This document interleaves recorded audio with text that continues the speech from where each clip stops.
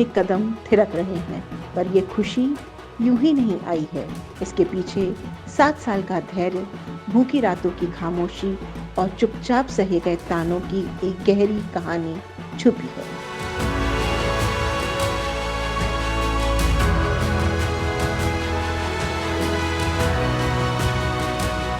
सबसे पहली बार मुझे 12वीं के बाद नर्मदापुरम आना था, तो उस समय थोड़ी पैसे की दिक्कत चल रही थी। तो भरी गर्मी में, मतलब अप्रैल मई वाली गर्मी में दिन भर हमने गेहूं की बोरियां भरी हैं, उनको उठा के ट्रक में भरा है। उस समय मेरी उम्र लगभग 18-19 साल की रही थी। मैंने देखा कि आर्थिक रूप से मुझे अधिक चुनौतियाँ थी, तो फिर मैंने होशंगाबाद में रहते हुए ही कोचिंगों में पढ़ाना शुरू किया और कुछ छोटे मोटे काम करना शुरू किया, जिससे जो है मेरा गुजारा वहाँ की जगह चल सके। हॉस्टल के समय में संघर्षों की ऐसी गाथा रही है, खाने तक को मोहताज हो जाना पड़ता था। हमारे यहाँ हॉस्टल में बहुत सारे लोग रहते थे, तो जब भी कहीं किसी के यहाँ शादी ब्याह होता था तो हम बहुत सारे लोग जाया करते थे। हम शादी ब्याह में इस तरह से खाना खाते थे कि कोई अगर देख ले तो वो समझ जाता था कि ये लोग बहुत दिनों से भूखे हैं। बहुत सारे भंडारे चलते थे, तो लगभग गर्मियों के दिनों में हमें दिन में खाने की जुगाड़ जो है वहाँ से हो जाया करती थी। तो क्या यूपीएससी प्रीलिम्स की कट ऑफ एक्सपेक्टेशंस आपकी रातों की नींद खराब कर रही है? कहीं आप उनमें से तो नहीं जिनका पिछली बारी प्रीलिम्स क्लियर नहीं हुआ था? घबराने की बात नहीं है। स्लीपी क्लासेस आपकी इस मुश्किल को आसान करने वाला है। हम लेके आए हैं संभव prelims crash course on popular demand. दोस्तों, चाहे वो स्टैटिक नॉलेज है या चाहे वो करंट अफेयर्स है, दोनों ही चीजों को कॉम्प्रिहेंसिवली इस क्रैश कोर्स के प्रोग्राम में कवर किया जाएगा, जहां पे डेली लाइव लेक्चर्स रहने वाले हैं। और तो और, अगर आप अपने आप को टेस्ट करना चाहते हैं, कॉन्फिडेंस बूस्ट करना चाहते हैं, तो देर किस बात की, आज ही स्लीपी क्लासेस की प्रीलिम्स टेस्ट सीरीज को ज्वाइन करें। और अगर आपके उसके बावजूद कुछ स्ट्रेटेजिक डाउट्स हैं, कुछ अनकन्वेंशनल डाउट्स हैं, आपको फियर है, एंजाइटी है रिलेटेड टू प्रीलिम्स, तो हम एक प्रीलिम्स का मेंटरशिप प्रोग्राम भी लेके आए हैं। दोस्तों, आइए इस सफर को मुमकिन बनाते हैं और प्रीलिम्स को क्रैक करते हैं। हेलो दोस्तों, मेरा नाम मनोज पाल है। एमपीपीएससी 2024 में रैंक 15 के साथ असिस्टेंट डायरेक्टर फाइनेंस का पद मैंने प्राप्त किया है। मैं अपने परिचय में क्या कहूँ कि वो पूछते हैं कि कौन है गालिब, तो कोई हमें बतलाए कि हम बतलाएं तो बतलाएं क्या। अब चूँकि इतना सम्मान और लोगों का प्यार मिला है कि अब बस एक ही नाम है और वो है मनोज पाल, एडी फाइनेंस। तो हम शुरू करते हैं इस तैयारी के दौर को। हम देखते हैं कि मैंने अपनी तैयारी जो है 2013 में 12वीं के पास करने के साथ ही शुरू की। सबसे पहले मैंने वनडे एग्ज़ाम्स की तैयारी शुरू की। उसके दौरान जब मुझे लगा कि इसमें मुझे कुछ चुनौतियां आ रही हैं, तो फिर मैंने अपनी प्रकृति को जाना और कहीं ना कहीं मुझे लगा कि जो जिस तरह का सिलेबस है एमपीपीएससी का, वो मेरी प्रकृति के अनुसार फिट बैठता है और उसमें मैं बहुत कंफर्टेबल हूँ। इसलिए फिर जो है मैं पीएससी की ओर बढ़ा। तो लगभग 2014-15 से मैं इस तैयारी में हूँ, तो लगभग 10 से 11 साल मुझे इस तैयारी में हो चुके हैं। तो इतने लंबे समय में मैंने अपने जीवन में तैयारी के साथ साथ बहुत सारी चीज़ें सीखी हैं। इस तैयारी में इतना समय लगा, इसके लिए मुझे 9 प्री, 8 मेंस और 7 इंटरव्यू तक देने पड़े। पिछले 5 इंटरव्यू तक मेरा जो है परिणाम नकारात्मक रहा है। उसके बाद 23 का रिज़ल्ट अभी पेंडिंग है और 24 में मुझे एडी फाइनेंस का पद प्राप्त हुआ है। साथ ही मैं आपको बता दूं कि इतनी लंबी यात्रा में मैंने जो गलतियां की हैं, अगर आप उन गलतियों को नहीं दोहराते हैं तो निश्चित रूप से आप बहुत जल्दी भी सफल हो सकते हैं। मैं अपनी कुछ गलतियां आपको बताना चाहता हूं। इन गलतियों में सबसे पहले तो प्रारंभिक वर्षों में मैंने पढ़ने पर बहुत जोर दिया और नोट्स नहीं बनाए, साथ ही आंसर राइटिंग में बहुत कम प्रैक्टिस की। ये मुझे मेरी बेसिक गलतियां समझ में आती है। साथ ही प्रीलिम्स पर ज़्यादा फोकस करना, मेंस पर उतना फोकस नहीं करना। और तीसरी चीज़, सबसे बड़ी जो चीज़ मुझे लगती है कि मेरे अंदर आत्मविश्वास का कम होना और डर लगना, ये वो गलतियां थी जिनके कारण मुझे इतना लंबे समय लगा। लेकिन खैर, सफलता तो ऐसी चीज़ है कि आपको जब मिल जाए तब आपको वो हीरा बना देती है।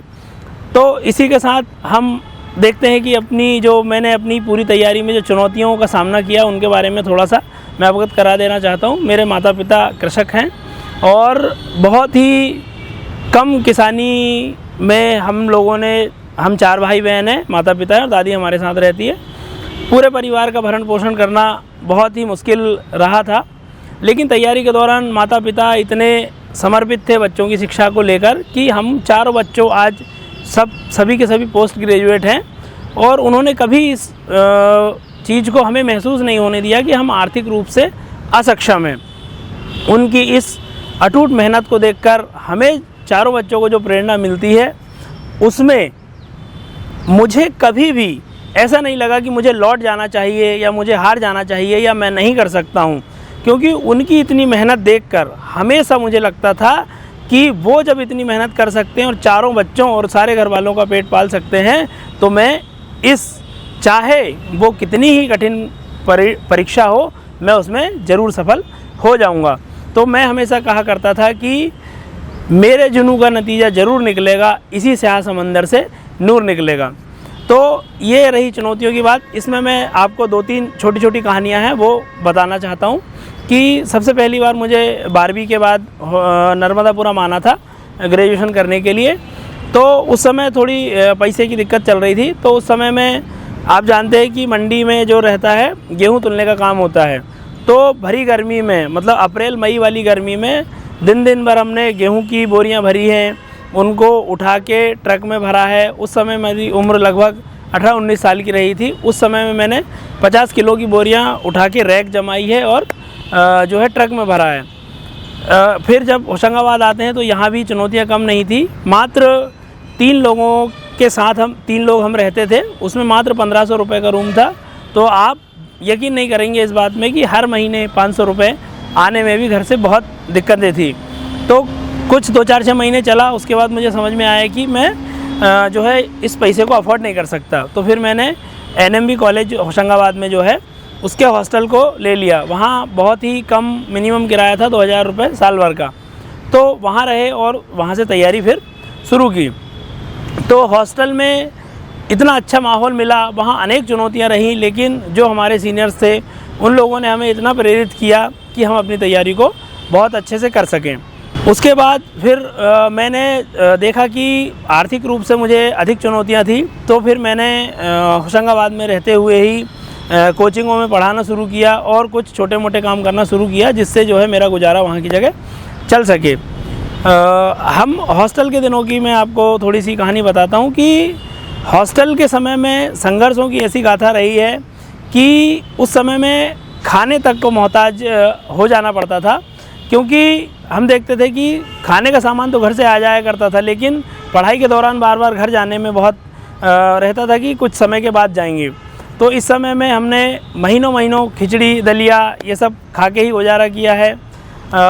हमारे यहाँ हॉस्टल में बहुत सारे लोग रहते थे, तो जब भी कहीं किसी के यहाँ शादी ब्याह होता था तो हम बहुत सारे लोग जाया करते थे।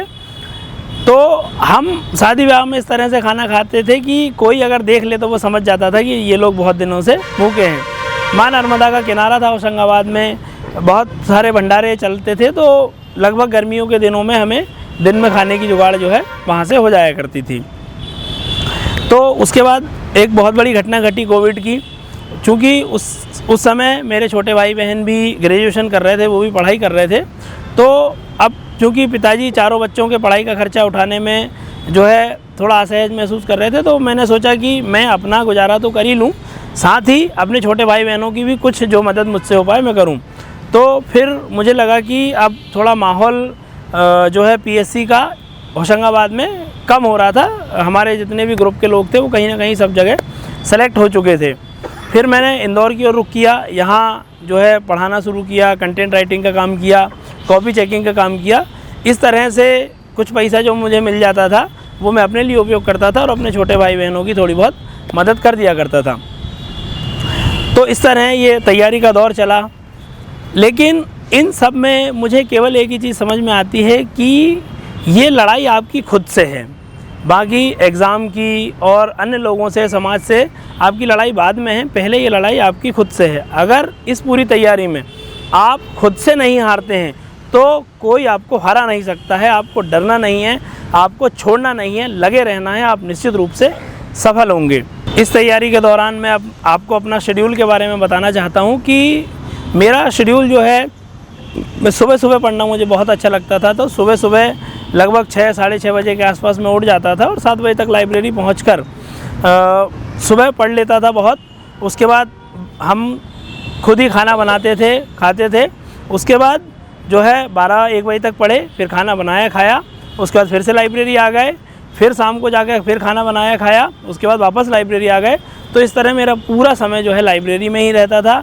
मुझे लगता था कि पढ़ाई आप करते हैं तो आपको लग जाना चाहिए कि आपने पढ़ाई की है, मतलब आपको आपके शरीर जवाब दे दे कि हाँ आप पढ़ाई कर रहे हैं, आप कुछ संघर्ष कर रहे हैं।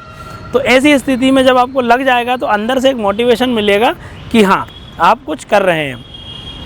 उसके बाद जब मुझे बहुत अच्छा लगता है अपने दोस्तों से बात करना, और यहाँ इंदौर में तैयारी के दौरान चूँकि मेरा अनुभव थोड़ा ठीक ठाक हो गया था तो मैं बच्चों को गाइड भी करता था कि कभी कोई बच्चे आते थे कि भैया हमको तैयारी में ये दिक्कत आ रही है, प्री में ये दिक्कत आ रही है, मेंस में ये दिक्कत आ रही है, इंटरव्यू में ये दिक्कत आ रही है।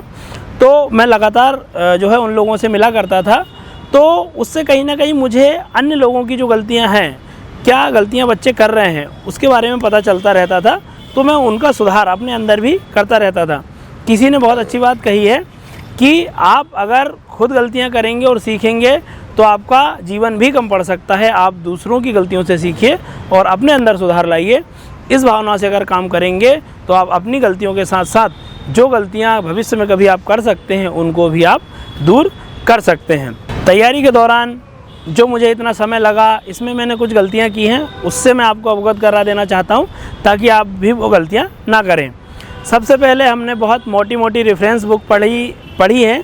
उनसे ये दिक्कत हुई है कि हमको नॉलेज तो बहुत हो गया, लेकिन एग्ज़ाम में जितना टू द पॉइंट लिखना होता था उसकी हमारे पास थोड़ी कमी रही।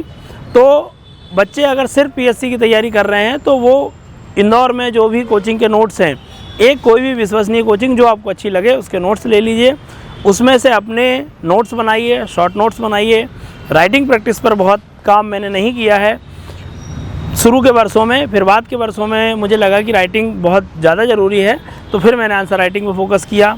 इंटरव्यू के लिए जो है पहले तो हमारे आसपास के लोगों से ही इंटरेक्शन हमको करना बहुत अच्छे से आना चाहिए, हमारी भाषा शैली बहुत अच्छी होनी चाहिए, और उसके बाद मॉक टेस्ट देंगे तो हम जो है इंटरव्यू में भी सफल हो सकते हैं।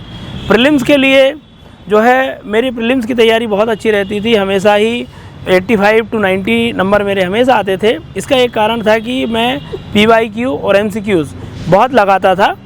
इससे ये होता था कि आपको जो फैक्चुअल आपकी क्वेश्चन पे पकड़ है वो बढ़ जाती थी। आपको ऑप्शंस में से कैसे चुनना है उसकी तैयारी आप बहुत अच्छे से कर सकते हैं। और कहीं आप डायलेमा में फंसें कि 50% कि ये वाला सही है कि ये वाला सही है, वहाँ भी PYQ और MCQs आपकी बहुत मदद करते थे। इस तैयारी के दौरान मैं आपको एक छोटी सी एडवाइस भी देना चाहता हूँ कि आप अपने पढ़ने के बाद अगर आपको समय मिलता है तो आप बहुत अच्छा अपना एक ग्रुप बनाएं, अपने दोस्तों के साथ ग्रुप स्टडी करें, जिससे क्या होगा कि वो चीज़ें आपकी बोलचाल में आएंगी, रिकॉल होंगी, और जितने अच्छे से आप बता पाएंगे उतने अच्छे से आप लिख भी पाएंगे। तो कोशिश करें कि कुछ समय दिन में 1-2 घंटे 2-3 घंटे आप ग्रुप स्टडी ज़रूर करें, चाहे प्री हो या मेंस हो। उसके बाद प्लान बी की बहुत सारे बच्चे बोलते हैं, तो प्लान बी में मैं आपको इतनी चीज़ बताना चाहता हूँ कि आप खुद पे भरोसा रखें कि आप क्या कर सकते हैं। शुरू के 2-3-4 वर्ष जितने आप अपनी प्रकृति के अनुसार कैपेबल हैं उतना समय पूर्णतः समर्पित होकर MPPSC या जिस भी तैयारी आप कर रहे हैं उसको समर्पित होकर देना चाहिए। उसके बाद अगर आपको लग रहा है कि मुझे ज़्यादा समय लग सकता है या मेरी पारिवारिक स्थिति या अन्य चीज़ें आपके सपोर्ट में नहीं है, तो फिर आप एक मोटा मोटा खाका तैयार कर सकते हैं कि मुझे प्लान बी में ये मैं कर सकता हूँ। तो कोशिश करें कि आप प्लान बी को उस तरह से तैयार कर लें, या कुछ समय निकाल कर ऐसी कोई स्किल सीख लें जिससे कि बहुत बुरी कंडीशन हो जाए, जैसे मुझे लगता है कि आप सभी का हो जाएगा, लेकिन कभी ऐसा हो कि कुछ गलतियां हो जाएं और हम उस लिस्ट से बाहर हो जाएं, तो फिर हम एक रास्ता अपना सकें। तो ऐसा भी आप कर सकते हैं। तो मैं अपनी तरफ से आपको जो कुछ संदेश है वो देना चाहता हूं कि आप इस तैयारी के दौरान सबसे इम्पॉर्टेंट जो चीज़ है वो हार नहीं मानना है, आपको लगे रहना है, आपको खुद से अपने आप से जो लड़ाई है वो लड़नी है, क्योंकि आपको वहाँ हंसना है जहाँ कभी आप रोए थे, ठीक है। और आपको ऐसी स्थितियों में भी ज़िंदा रहना पड़ सकता है जहाँ लोग मरने की इच्छा भी कर लेते हैं। तो हार हो, डर हो, अविश्वास हो, इन सब चुनौतियों से जिस दिन आप पूरी तरह लड़ लेंगे, आप निश्चित रूप से एक सही मनुष्य के रूप में, एक अच्छे नागरिक के रूप में उभरेंगे। और कभी भी अपनी सफलता को एक बहुत छोटी चीज़ से मत आंकिए कि आपकी नौकरी लग जाती है तो आप सफल हो जाएंगे। नहीं, आपका अल्टीमेट लक्ष्य होना चाहिए एक अच्छा आदमी बनना, क्योंकि ये प्रक्रिया केवल बड़ा आदमी बनने की नहीं बल्कि एक अच्छा आदमी बनने की है। क्योंकि ये हमारी भारतीय संस्कृति में भी कहा गया है कि आपका जो जीवन है वो कहीं ना कहीं आपके घर, परिवार और समाज की देन होती है। तो जितना हमने लिया है उतना हमको देना भी है सोसाइटी को। और जो भी काम करें आप पूरी श्रद्धा के साथ, पूरे विश्वास के साथ करें। आप कहीं कोचिंग ले रहे हैं, कोई आपका मेंटोर है, कोई टेस्ट लिख रहे हैं, कोई आपको गाइड कर रहा है, उस पर पूरा भरोसा रखिए। और उसके साथ साथ अपने आप पर आप पूरा भरोसा रखिए, जिससे आप कभी भी डरेंगे नहीं कि मैं कर रहा हूँ और अपनी गलतियों को सीखते हुए कर रहा हूँ तो मैं सही कर रहा हूँ, और सही कुछ गलत भी हो रहा है तो मैं इसको धीरे धीरे सही कर लूँगा।